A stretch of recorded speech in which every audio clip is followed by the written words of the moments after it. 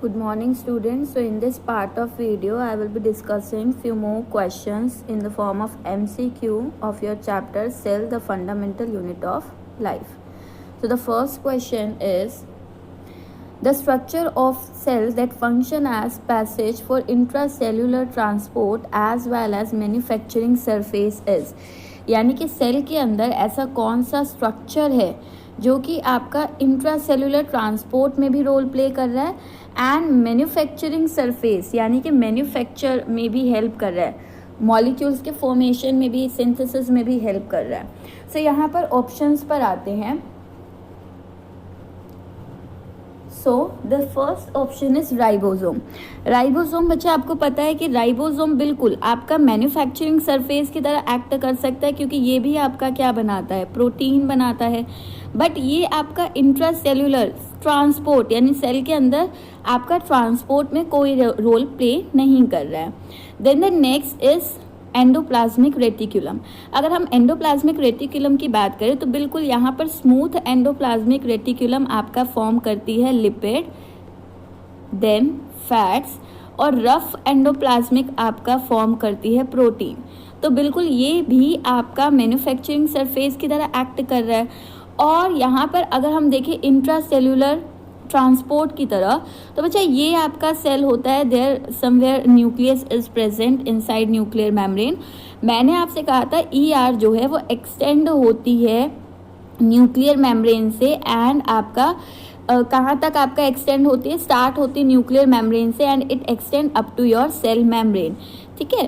सो यहाँ पर अगर हम स्ट्रक्चर देखें तो सेल के अंदर ER यहाँ से स्टार्ट होकर यहाँ तक एक्सटेंड कर रही है, यानी कि ये आपके सेल के अंदर एक बोन का काम कर रही है, फ्रेम स्ट्रक्चर देने का काम कर रही है, फ्रेम देने का काम कर रही है।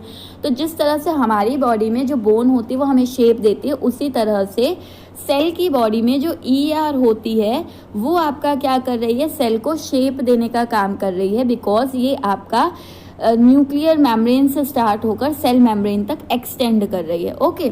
सो यहाँ पर आपका ये आपकी इंट्रासेलुलर ट्रांसपोर्ट में भी क्या कर रही है, हेल्प कर रही है। सो यहाँ पर ER बिल्कुल हो सकता है ऑप्शन, क्योंकि यहाँ मैन्युफैक्चरिंग भी हो रहा है और ट्रांसपोर्ट में भी हेल्प कर रही है क्योंकि एक्सटेंड कर रही है। नेक्स्ट हम यहाँ पर देख लेते हैं प्लास्टिड।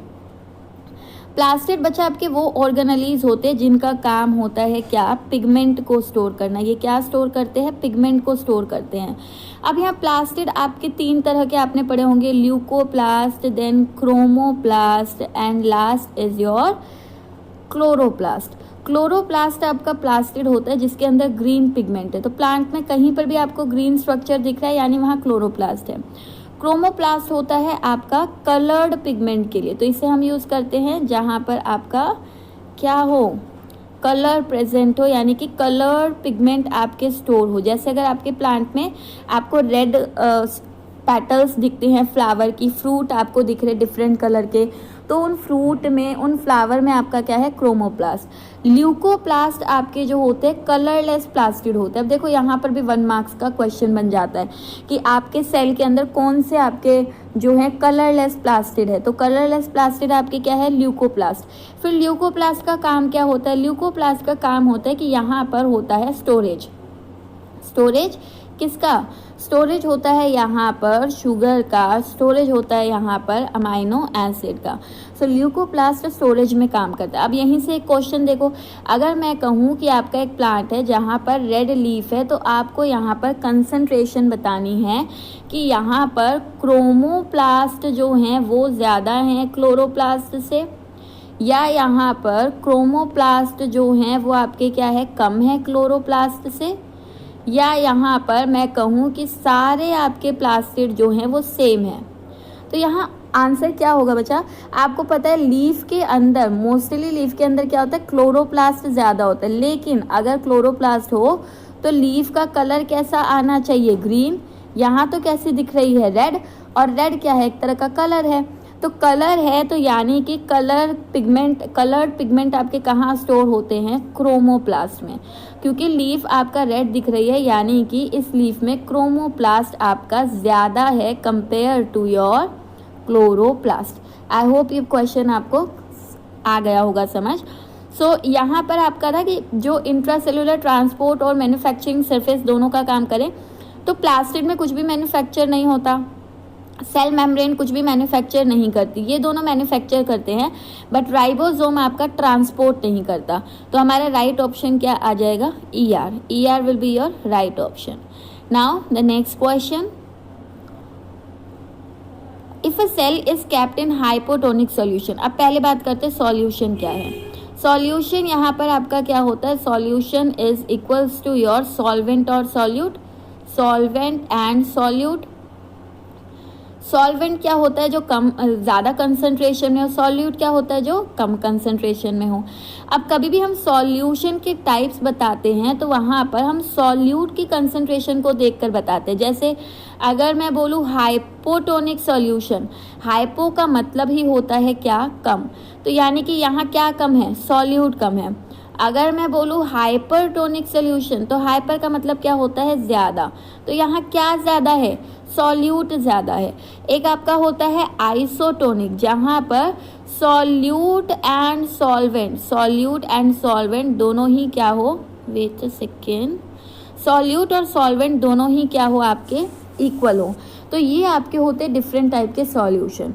अब यहाँ पर क्वेश्चन है कि ये मेरा सेल है और इसे मैंने हाइपोटोनिक, हाइपो का मतलब क्या हुआ? हाइपो, हाइपो मतलब कम। कम क्या है यहाँ पर? अभी हमने बताया, हम सॉल्यूट को देखते हैं, सॉल्यूट कम है, मतलब यहाँ पर सॉल्वेंट, सॉल्वेंट आपका क्या है? ज़्यादा। और सॉल्वेंट में मोस्टली प्लांट में आपका क्या होता है? वाटर। तो वाटर बाहर ज़्यादा है, यानी कि इस सेल के अंदर वाटर क्या है? कंपेयर टू आउटर एटमॉस्फेयर, यहाँ पर पानी कम है। पानी कम है तो वाटर का movement from high concentration to low concentration, यहाँ हाई है ना, हाई टू लो कंसंट्रेशन, वो आपका क्या कहलाता है? यही प्रोसेस आपकी कहलाती है ओस्मोसिस। वाटर का movement from high concentration to low concentration through this semi permeable membrane. Semi permeable membrane आपका मेन पॉइंट है ओस्मोसिस का, कि यहाँ पर आपका जो मूवमेंट हो रहा है वो एक मेम्ब्रेन के थ्रू हो रहा है। वो प्रोसेस क्या कहलाएगी? ओस्मोसिस। अब यहाँ देखो, आपने जब सेल को हाइपोटोनिक सॉल्यूशन में रखा तो पानी आपका बाहर से अंदर मूव कर रहा है, यानी कि इस सेल के अंदर पानी क्या लगाएगा? प्रेशर लगाएगा। आप किसी बलून में पानी भरना शुरू करते हो तो बलून क्या होता है? बलून का एरिया, सरफेस एरिया बढ़ जाता है, ठीक है, प्रेशर लगने की वजह से। तो यहाँ पर भी वाटर ने क्या किया? प्रेशर लगाया, जिसकी वजह से इस सेल का जो वॉल्यूम है वो क्या हो गया? इंक्रीज हो गया।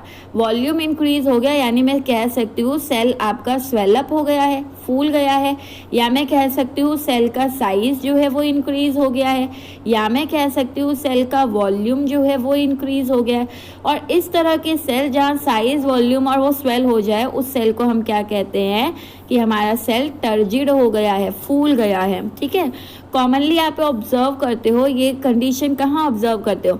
देखो, आप सीड्स जो है वो पानी में भिगोते हो, जैसे आपने चने भिगोए, तो आप क्या देखते हो? सुबह तक ये आपका फूल जाता है। क्यों? क्योंकि ये पानी इस चने में गया, यानी कि बाहर पानी ज़्यादा था, अंदर पानी कम था। तो ये क्या हो रहा है? वाटर का मूवमेंट हो रहा है। इसी तरह आप रेजिन, किशमिश जो है उसे भिगोते हो, आप देखते हो सुबह तक ये किशमिश क्या हो गया? स्वेलअप हो गया, टर्जिड हो गया। क्यों? क्योंकि बाहर से पानी इसके अंदर मूव किया है, यानी बाहर वाटर ज़्यादा है और रेजिन्स के अंदर वाटर कम है। तो यानी यहाँ पर वाटर आपका वाटर मूवमेंट की वजह से सेल का साइज, वॉल्यूम इंक्रीज होता है और वो टर्जिड हो जाता है। अब देखिए यहाँ क्या बोला है कि सेल को जब आप हाइपरटोनिक में रख रहे हो तो सेल का वॉल्यूम इंक्रीज होगा। अभी हमने बात की, बिल्कुल साइज इंक्रीज हो रहा है, पानी उसके अंदर जा रहा है तो वॉल्यूम इंक्रीज होगा।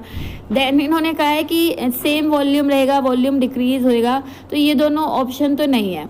वॉल्यूम सेम नहीं रहेगा। सेम आपका कब रहेगा ये भी देख लेते हैं। सेम आपका रहेगा जब आपने इसे डाला होता आइसोटोनिक में, और डिक्रीज कब होता? जब आपने इसे डाला होता हाइपरटोनिक में, ठीक है। अब यहाँ आ गया ब्रस्ट। ब्रस्ट क्यों नहीं हुआ? जब पानी अंदर जा रहा था, यही मैं कह रही हूँ ना, वाटर बाहर से जब अंदर जा रहा था, तो ये आपका ब्रस्ट क्यों नहीं हुआ? तो बच्चे यहाँ पर एक कंडीशन आएगी कि जब अंदर का वाटर और बाहर का वाटर दोनों इक्विलिब्रियम में आ जाते हैं, उसके बाद ये वाटर अंदर जाना जो है रुक जाएगा। तो यानी कि एक टाइम के बाद यहाँ पर इक्विलिब्रियम स्टेबलाइज हो जाता है, यानी कि इनसाइड जो है सेल के एंड आउटसाइड जो है सेल के वाटर का कंसंट्रेशन इक्वल हो जाता है और उसके बाद वाटर का एक्सचेंज यहाँ पर रुक जाता है। तो वहाँ पर इस वजह से सेल आपके बर्स्ट नहीं होते हैं। सो यह राइट ऑप्शन आपका क्या आएगा? Second. Now the next one, analyse the statement and pick up the right one regarding mitochondrial membrane. आपको यहाँ पर माइटोकॉन्ड्रिया के रिगार्डिंग स्टेटमेंट्स दी हुई है। तो माइटोकॉन्ड्रिया आपका इस तरह का स्ट्रक्चर था ये। तो माइटोकॉन्ड्रिया से रिलेटेड आपके कुछ एक फैक्ट्स मैं शेयर करती हूँ। पहली चीज़, माइटोकॉन्ड्रिया आपका बाइलेयर है, दिख रही है ना, बाइलेयर। ये आउटर लेयर है और ये इनर लेयर है, और इसकी जो इनर लेयर होगी वो हाईली कॉइल्ड होगी। इनर लेयर हाईली कॉइल्ड होती है। इसके अलावा इसका खुद का क्या होता है? डीएनए, यानी कि यहाँ पर माइटोकॉन्ड्रियल डीएनए प्रेजेंट है। अब अगर इसके पास खुद का डीएनए है तो ये मोस्ट ऑफ द प्रोटीन जो इसको चाहिए ये खुद फॉर्म कर लेता है। इसीलिए हम माइटोकॉन्ड्रिया को क्या कहते हैं कि वो सेमी ऑटोनॉमस नेचर का है। ऑटोनॉमस नेचर का है, यानी कि सेमी मतलब हाफ, ऑटो मतलब अपने, हाफ ऑफ द प्रोटीन वो अपने लिए खुद ही क्या कर लेता है? सिंथेसाइज कर लेता है, as it doesn't depend on the nuclear DNA. ये न्यूक्लियर डीएनए पे पूरी तरह से डिपेंड नहीं है, बिल्कुल इंडिपेंडेंट भी नहीं, किसे चाहिए ही नहीं, बट पूरी कंप्लीटली डिपेंडेंट नहीं है। ओके, सो ये आपके कुछ फीचर्स है माइटोकॉन्ड्रिया के। अब देखो यहाँ स्टेटमेंट क्या है, माइटोकॉन्ड्रिया की मेम्ब्रेन के रिगार्डिंग स्टेटमेंट है। पहला कि इनर मेम्ब्रेन लॉन्गर है आउटर से, बिल्कुल सही, अभी हमने पढ़ा। क्यों? क्योंकि इनर के अंदर कॉइलिंग है। एक आपकी रस्सी ये है और एक रस्सी ये है। अगर मैं नीचे वाली रस्सी को खोलूँ तो बच्चा ये आपकी ऊपर वाली से तो बड़ी होगी ना, कॉइलिंग की वजह से। तो यहाँ पर बिल्कुल ये आपके सही स्टेटमेंट है। देन आउटर मेम्ब्रेन लॉन्गर, बिल्कुल गलत, आउटर मेम्ब्रेन लॉन्गर नहीं होती, दोनों मेम्ब्रेन इक्वल होंगी, बिल्कुल गलत। ज़्यादातर माइटोकॉन्ड्रिया में स्ट्रेट मेम्ब्रेन होती है, रॉन्ग। तो राइट ऑप्शन आपका क्या हो जाएगा? Option A is your right answer. Next, the cell organelle which contain DNA, वो सेल ऑर्गेनली जिनका खुद का डीएनए है। तो यहाँ पर ऑर्गेनली, ये भी आपका important, organelle having its own DNA, दो ही हैं बच्चा। कौन से? वन इज योर प्लास्टिड, जिसे हम क्लोरोप्लास्ट हमने पढ़ा, ठीक है, और दूसरा है आपका माइटोकॉन्ड्रिया। एंड इन दोनों में आपके क्या सिमिलैरिटी हैं? ये दोनों ही आपके बाइलेयर हैं, ये दोनों ही दो लेयर से बने हुए हैं, ये दोनों ही सेमी ऑटोनोमस है, और सेमी ऑटोनोमस अपना काम खुद कर पा रहे हैं। मीन्स क्यों? क्योंकि इन दोनों के ही पास खुद का क्या है? डीएनए है। तो ये इन दोनों के अंदर क्या होती है? सिमिलैरिटी, कि दोनों ऑर्गेनली दो लेयर से मिलकर बनी है, दोनों में डीएनए है और दोनों सेमी ऑटोनोमस, यानी सेल पर कंप्लीटली डिपेंड नहीं है। तो जहाँ पर भी आपको ऑप्शन में प्लास्टिड मिले या इसकी जगह क्लोरोप्लास्ट और माइटोकॉन्ड्रिया मिले, वही आपका राइट ऑप्शन होगा, क्योंकि इन दोनों के पास खुद का क्या होता है? डीएनए होता है। So the right option is your option 4। Now the next, the primary function of SER in liver cell. Liver cell के अंदर SER का काम क्या है? प्रोटीन तो आपका RER बनाती हैं। देन प्रोटीन का कैटाबॉलिज्म यानी कि प्रोटीन को तोड़ना। तो प्रोटीन को तोड़ने का काम जर्नली आपके कौन करते हैं? डाइजेस्टिव बैग्स करेंगे, और डाइजेस्टिव बैग्स कौन है? लाइजोसोम्स है।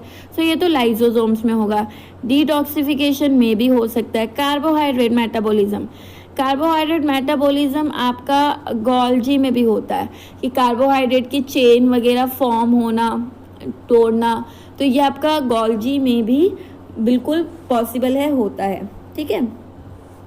सो यहाँ पर आपका राइट ऑप्शन जो है वो क्या आएगा कि यहाँ पर SER लिवर के अंदर डिटॉक्सिफिकेशन का काम करती। डिटॉक्सिफिकेशन मीन्स आपकी बॉडी में जो भी टॉक्सिक मॉलिक्यूल है उन्हें नॉन टॉक्सिक कंपाउंड में आपका कन्वर्ट करना, that is detoxification. Okay, so right option आपका क्या होगा? Option C will be your right option. Now moving to the next question. Engulfing food material और foreign bodies by cell like amoeba is called.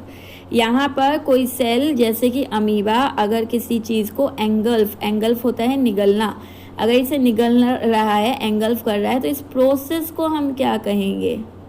ठीक है, process को हम क्या कहेंगे? तो पहले सारी प्रोसेस पढ़ लेते हैं जो गिवन है। डिफ्यूजन आपका क्या होता है? डिफ्यूजन आपका मॉलिक्यूल्स का movement from high concentration to low concentration.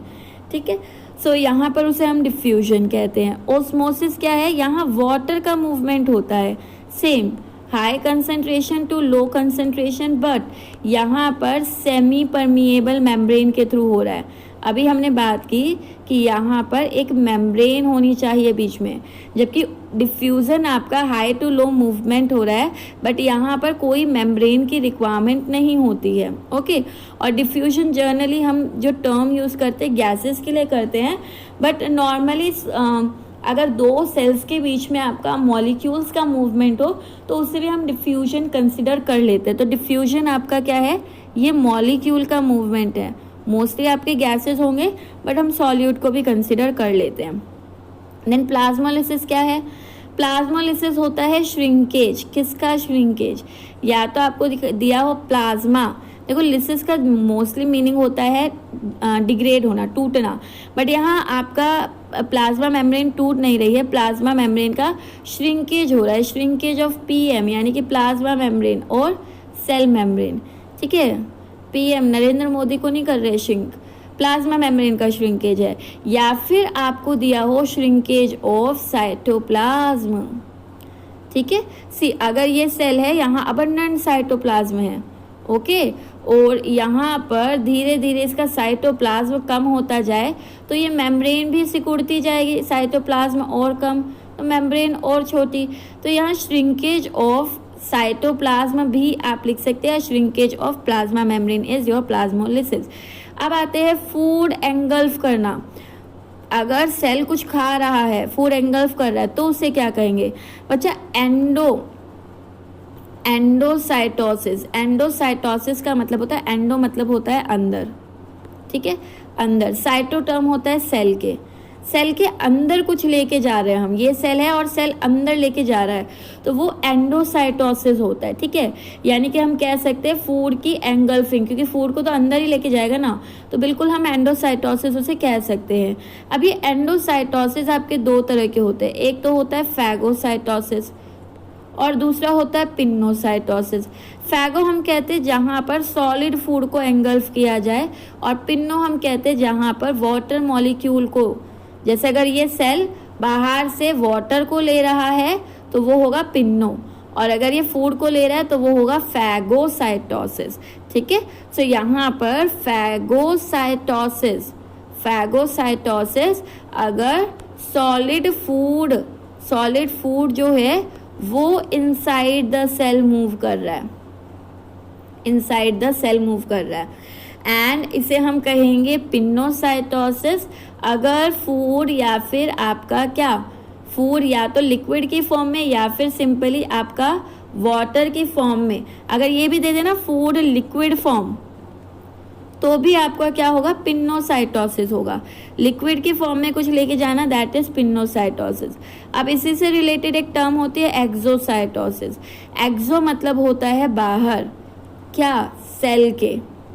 अगर सेल जो है अपनी बॉडी से कुछ बाहर निकाल रहा है तो वह एक्सोसाइटोसिस होगा, जिसे हम सेल वॉमिटिंग भी बोलते हैं। सेल को उल्टी हो गई, ठीक है, क्योंकि उससे बाहर निकाल दिया। तो जनरली जो वेस्ट निकालता है सेल, वो किस प्रोसेस के थ्रू निकालता है? एक्सोसाइटोसिस। फूड जो ले रहा है एंडोसाइटोसिस, वेस्ट जो निकाल रहा है एक्सोसाइटोसिस। ओके, सो यहाँ राइट ऑप्शन आपका क्या आएगा? फूड को इनसाइड ले जाना इज योर एंडोसाइटोसिस। एंडो मतलब अंदर, ओके, तो right option is your endocytosis. Now the next one, a plant cell many substance important for life in plant cell. In plant cell बहुत सारे सब्सटेंस जो कि आपका असेंशियल है लाइफ के लिए, वो कहाँ स्टोर होते हैं, तो बात कर लेते हैं। चलिए, हमें ऑप्शन दे रखा है प्लास्टिड। प्लास्टिड को जर्नली हम बोलते हैं किचन ऑफ प्लांट सेल, और यहाँ पर आपके पिगमेंट जो हैं वो प्रेजेंट होते हैं। ठीक है, स्टोरेज नहीं हो रहा है यहाँ पर, किचन कह रहे हैं क्योंकि यहाँ फूड का सिंथेसिस हो रहा है। सिंथेसिस मतलब बच्चा बनाना, सिंथेसिस मतलब बनाना, ये फूड बना रहा है, ये किसी चीज़ को स्टोर नहीं कर रहा है। अब आते हैं next organelle. Next organelle mitochondria. Mitochondria को हम कहते हैं सेल का पावर हाउस। पावर हाउस क्यों कह रहे हैं, क्योंकि ये सेल के लिए एनर्जी करेंसी बनाता है, एनर्जी करेंसी बना रहा है। और वो एनर्जी करेंसी क्या है, वो एनर्जी करेंसी है एटीपी, और ATP stand for adenosine triphosphate. ठीक है, सो यहाँ पर माइटोकॉन्ड्रिया को पावर हाउस ऑफ सेल कहा जाता है। Now the next one, lysosomes को हम कहते हैं सेल का डाइजेस्टिव बैग, या फिर इसे हम कहते हैं स्कैवेंजर। स्कैवेंजर होता है जो सेल में साफ सफाई रखे, क्योंकि ये इसके अंदर आपके क्या होते हैं, एंजाइम, स्ट्रॉन्ग एंजाइम्स होते हैं जो कि आपका डिग्रेडेशन करते हैं, चाहे वेस्ट हो चाहे फूड हो। तो डाइजेस्टिव बैग हम कहते हैं जब ये फूड को डिग्रेड करे, फूड को तोड़े, और स्कैवेंजर जब हम कह रहे हैं जब यानी ये वेस्ट को तोड़ता है। ठीक है, वेस्ट को डिकम्पोज करता है। इसके अलावा आपका सुसाइडल बैग भी कहा जाता है, किसको, लाइजोसोम्स को। देन आपका बचा वैक्यूल। वैक्यूल को हम कहते हैं स्टोरेज ऑर्गेनली। तो यहाँ पर भी टर्म क्या आ रहा है, स्टोर कर रहा है लाइफ में, तो स्टोरेज के लिए आपका क्या आ जाएगा, वैक्यूल आ जाएगा। Okay, so vacuole is the right answer. Next, a prokaryotic cell does not process. ये एक प्रोकैरियोटिक सेल है, यहाँ न्यूक्लियस के अराउंड न्यूक्लियर मेम्ब्रेन नहीं होती और आपके मेम्ब्रेन बाउंड ऑर्गेनलीज। तो प्रोकैरियोटिक सेल के अंदर आपकी दो चीज़ें नहीं होंगी कंपेयर टू यूकैरियोट। क्या, एक तो यहाँ पर न्यूक्लियर मेम्ब्रेन एब्सेंट है, और दूसरी यहाँ पर मेम्ब्रेन बाउंड ऑर्गेनलीज, ये दोनों ही चीज़ें नहीं है। ठीक है, तो प्रोकैरियोटिक सेल में ना तो आपका न्यूक्लियर मेम्ब्रेन है, ना ही मेम्ब्रेन बाउंड ऑर्गेनलीज है। ओके, सो यहाँ पर बच्चा आपका क्या आ जाएगा कि प्रोकैरियोटिक सेल के अंदर क्या चीज़ नहीं है, तो यहाँ ना तो न्यूक्लियर मेम्ब्रेन है और ऑर्गेनलीज का ऑप्शन तो है नहीं, बाकी सेल मेम्ब्रेन होता है, सेल वॉल होता है। So right option is your nuclear membrane. Next, the most abundant material in plant cell wall. Plant cell wall के अंदर सबसे ज़्यादा क्या होता है, तो ये मार्क गलत हो रखा है, सबसे ज़्यादा आपका होता है सेल्यूलोज। ठीक है, तो प्लांट के अंदर आपका सेल्यूलोज सबसे ज़्यादा अबंडेंट है।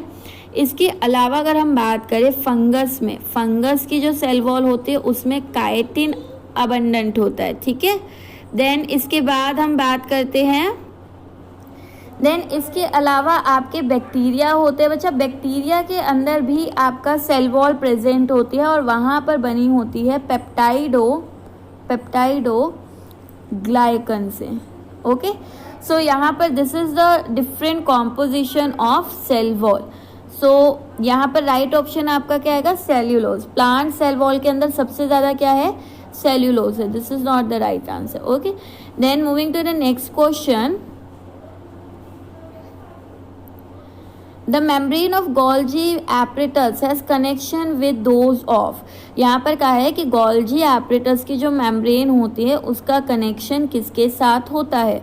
सो यहाँ पर अगर हम बात करें, so this is the cell, ये न्यूक्लियस है, ये न्यूक्लियर मेम्ब्रेन, और यहाँ पर आपकी शुरू होती है सबसे पहले RER आएगी, देन आफ्टर दैट SCR आएगी, और उसके बाद आती है गोल्जी बॉडीज, और यहाँ से आपके बनते हैं लाइजोसोम्स एंड वैक्यूल्स। सो बच्चे यहाँ पर आपका जो राइट ऑप्शन है कि गोल्जी किसके कनेक्शन में है, तो वो डायरेक्टली आपका किसके कनेक्शन में होती है, ER के, ठीक है, तो ER के कनेक्शन में होती है। सो यहाँ पर राइट ऑप्शन आपका क्या आ जाएगा, endoplasmic reticulum. Okay, so this is all for today. In the next class we will discuss few more questions related to your cell organelle. Thank you.